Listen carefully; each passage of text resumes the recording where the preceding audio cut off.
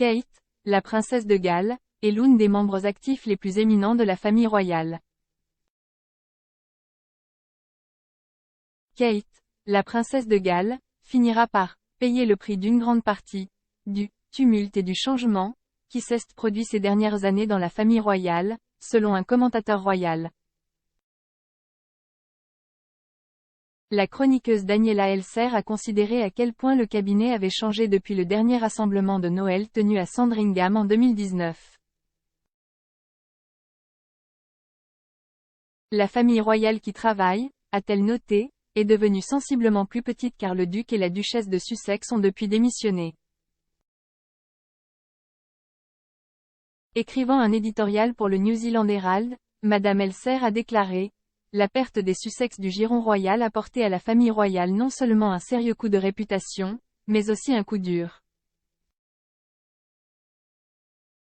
Le fait que Meghan et le prince Harry, tout comme le prince Andrew en janvier, ont rendu leur parrainage militaire et royaux aux souverains signifie que les HRH restants vont être de plus en plus sollicités. Et, comme Kate et le prince William sont les deux seuls membres de la société en activité actuellement âgés de moins de 50 ans, il est probable qu'ils devront assumer une grande partie des mécénats, des engagements et des tournées à LE à l'avenir, a suggéré Madame Elser. Le roi Charles trouve le bon équilibre en rendant hommage aux fonctionnaires. Le roi a rendu hommage à sa mère lors de son discours tout en établissant sa propre voix et ses traditions, selon un analyste royal. Il a décidé de se lever pour prononcer son discours depuis la chapelle commémorative du roi George VI, contrairement à la reine qui s'asseyait dans un salon entouré de photographies de ses proches. Le choix du roi de prononcer le discours dans la demeure de ses parents a été un élément touchant de sa première allocution. Charles a choisi de rendre hommage aux forces armées et aux travailleurs des services d'urgence dans un discours qui a conduit beaucoup à se demander s'il s'agit du début d'un monarque plus politiquement impliqué. Au milieu de la grève controversée du personnel du NHS, des cheminots et des employés de Royal Mail, pour n'en nommer que quelques-uns, le roi a salué leur dévouement désintéressé.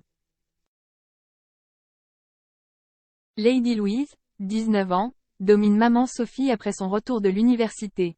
La plus jeune petite fille de feu la reine est arrivée au service, aux côtés de ses parents, le prince Édouard et Sophie, la comtesse de Wessex et son frère cadet, James.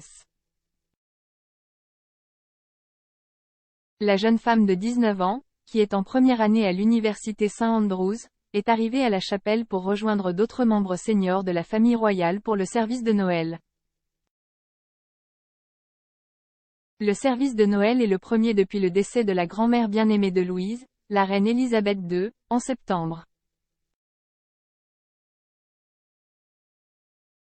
Moment adorable où Louis se rend compte qu'il a été laissé pour compte alors qu'il court pour le rattraper.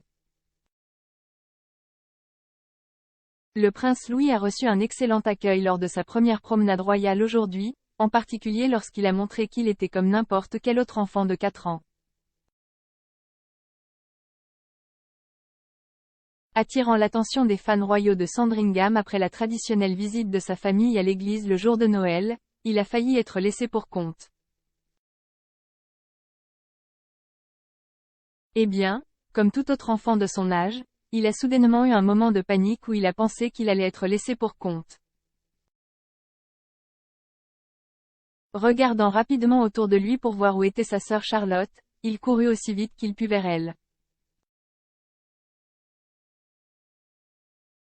Le doux moment a été capturé par la bienveillante royale Karen Anville qui était l'une des membres du public qui s'étaient réunis pour adresser leurs meilleurs vœux à la famille le premier jour de Noël depuis la mort de la reine Elisabeth II en septembre.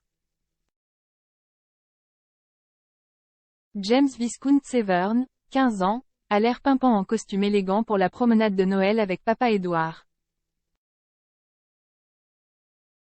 James Viscount Severn, le fils unique du prince Édouard et de Sophie, la comtesse de Wessex a rejoint ses parents et sa sœur aînée pour le service annuel du jour de Noël de la famille royale.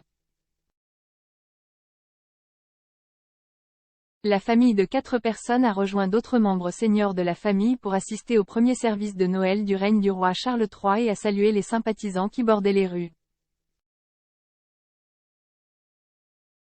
Le comte et la comtesse de Wessex ont largement gardé leurs 2 enfants à l'écart des projecteurs, choisissant d'essayer de leur donner une enfance aussi normale que possible. L'impuissance constitutionnelle du roi dévoilée dans le discours de Noël alors que les mains du monarque sont liées. Le premier discours de Noël du roi Charles montre à quel point il est impuissant, a affirmé un expert constitutionnel. Le monarque a partagé beaucoup de positivité dans ses paroles, qui ont été diffusées sur BBC 1 cet après-midi, notamment en disant qu'il partageait avec sa défunte mère la reine Elisabeth II la foi dans les gens qui peuvent toucher la vie des autres avec bonté et compassion. Peter Hunt a déclaré sur Twitter, « La crise du coût de la vie figure dans l'émission de Noël de Charles. En cette période de grande anxiété et de difficulté. Pour ceux qui sont à la maison trouvant des moyens de payer leurs factures et de garder leur famille nourrie et au chaud. Les banques alimentaires, autrefois remarquables et honteuses pour une nation, sont maintenant normalisées.